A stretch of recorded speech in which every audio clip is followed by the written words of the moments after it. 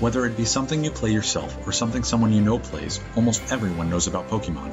For those of us who don't, or those of us who just want to have another look, let's take a brief look into the history of the handheld Pokemon games. In 1996, Nintendo released the red and green versions of the game, but only in Japan.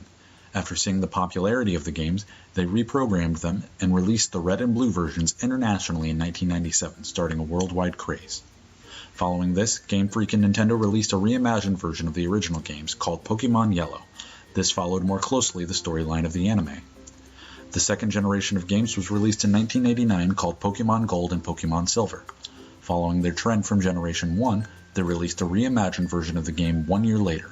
This differed only slightly and did not follow the anime as Generation 1.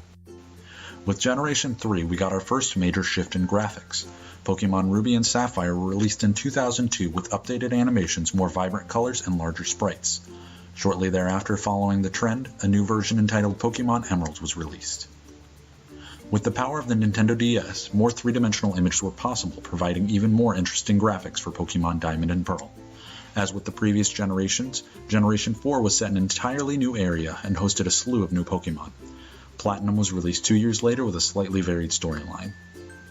Pokemon Black and White were released in 2010 with one of the most powerful storylines yet in the series, directly addressing those who view Pokemon as accepted animal abuse.